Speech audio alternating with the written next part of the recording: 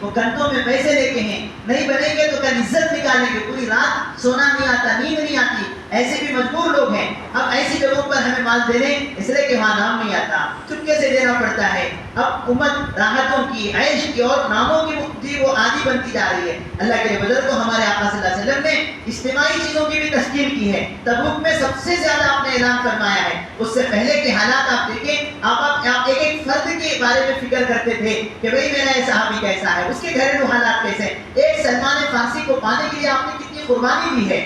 آپ نے یہودی سے پہلے تو مکاتبت کروائی، جاؤ ان سے لکھوا لو، جو وہ مانگا دے پوچھے گا ہم دینے تیار ہیں۔ اسیا اوقیہ سونا اس نے مانگا، اللہ کے نبی نے اپنے حساب سے اتنا سونے کا ڈھلا دیا تو کہنے لگے اللہ کے نبی یہ نہیں ہے، اتنا وزن نہیں بنے گا۔ سلمان جاؤ میں نے اللہ کا نام لیا ہے، یہ تمہارے وزن پہ آ جائے گا۔ تو یہودی بھی مذاق اڑایا، سلمان کیا جی یہ اتنا چھوٹا سا سونا ہے کہاں بنے گا، لیکن چلایا گیا تو ہمارے آقا کے ہاتھوں کی برکت وہ برابر اس وزن پہ نکلا۔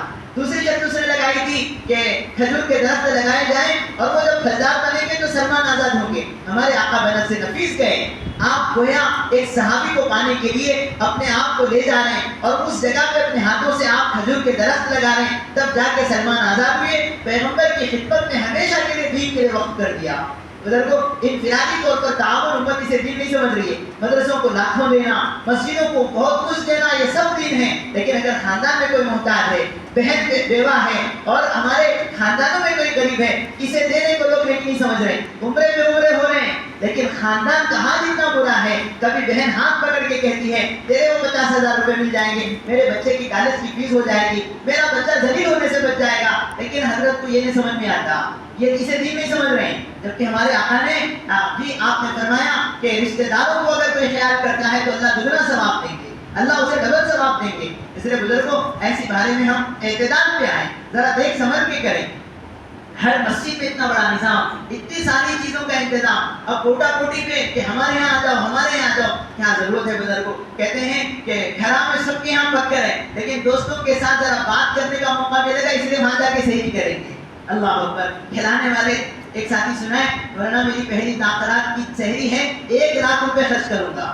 یہ ہمارے ساتھی کی کارگزاری تو دل میں بولیا 1 لاکھ کا مطلب کتنے غریبوں کی ضرورتیں اس میں پوری ہو سکتی ہیں۔ اور جو لوگ کھا رہے ہیں اللہ کے مدد سے باہر جا کر ان کے جملے سنو، بیٹا آپ مسالہ زیادہ ڈالا ہے، برابر پکائیں، کھٹا گلے نہیں برابر، یہ دعائیں مل رہے ہیں آپ کو، مجھے معاف کریں، کچھ کھری کھری باتیں ہیں، بہت اعتدال سے اس سال خاص طور پہ پورے علاقے میں موت دیہات میں چلتے کر کے سحری کرا رہے ہیں۔ اس لیے بزرگوں ذرا اس نظام کے بارے میں آپ ذرا سوچیں، آپ کا شہر بڑا شہر ہے، یہاں کے بڑے ہیں، آپ حضرات ذرا ان سے جڑ کر کوئی خاص ایک لائی عمل طے کریں۔ ہاں کچھ نوجوان انہوں نے کارگزاری سنائی کہ 25 گھروں تک 25 افراد تک ہم ایسی سحری پہنچا رہے ہیں، کچھ کالج کے کیمپسوں میں یہاں وہاں، کہ اگر ہماری سحری نہ جاتی تو یہاں پکنے کا نظام نہیں تھا، وہ لوگ بھوکے رہ سکتے، تو ایسی جگہوں پر پہنچانا باقی نہیں کی ہے۔ کچھ لوگ روڈ کے کام کر رہے ہیں آپ کے، وہ بہار سے کہاں سے آئے ہیں بیچارے، ان کی یہاں ایسی سہولتیں نہیں ہیں، ایسی ضرورت کی جگہوں پہ ڈھونڈ کے آپ دیں۔ ہمارے آقا صلی اللہ علیہ وسلم نے ہمیں تعلیم دی ہے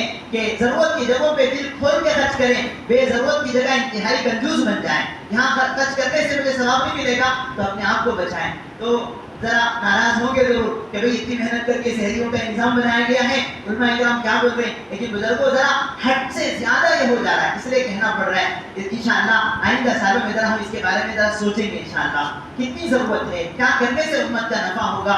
ضرور امت کی ضرورت کی جگہوں پہ ہم مال لگائیں، الحمدللہ بعض لوگ کر رہے ہیں ماشاءاللہ، اللہ قبول کرے، باقی ضرورت کی جگہوں پہ لگائیں۔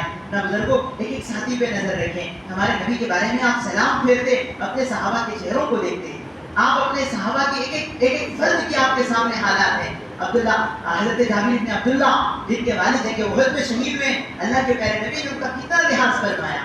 وہ مشہور کارگزاری ترمذی شریف میں روایت آتی ہے کہ ہمارے آقا صلی اللہ علیہ وسلم سفر سے واپس آ رہے ہیں، وہ آپ کے ساتھ آ رہے ہیں لیکن جابر کنارے ہیں۔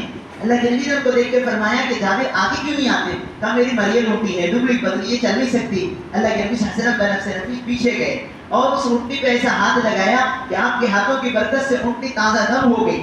اب وہ ایسا تیز چل رہی ہے کہ جابر سب سے آگے نکل رہے ہیں، آگے۔ فرمایا جابر کہے کی جلدی ہے؟ فرمایا آپ کہ اللہ کے نبی مجھے معلوم ہے کہ آپ رات کے وقت میں مدینے میں نہیں آتے۔ اللہ کے نبی کا معمول تھا اگر آپ دیر رات آتے تو مدینے کے باہر آگ जलाई जाती, पूरे मदीने में मालूम हो जाता कि सहाबा कल सुबह मदीने में दाखिल होने वाले, लेकिन आप रात में दाखिल नहीं होते। वजह उसकी उलमा ने लिखी है, मिशकात की हदीस का खुलासा है, ताकि सुबह तक हमारे घरों में जो मस्तूरात हैं वो बंद सवर के अपने शोहर का इस्तेमाल कर सकें। लंबे अरसे के बाद शोहर घर आ रहा है तो ऐसे सड़े कपड़ों में उल्टे सीधे बाल डाल लेकर ऐसा रहना हमारे दीन में अच्छा नहीं है। आप चाहते थे कि हर एक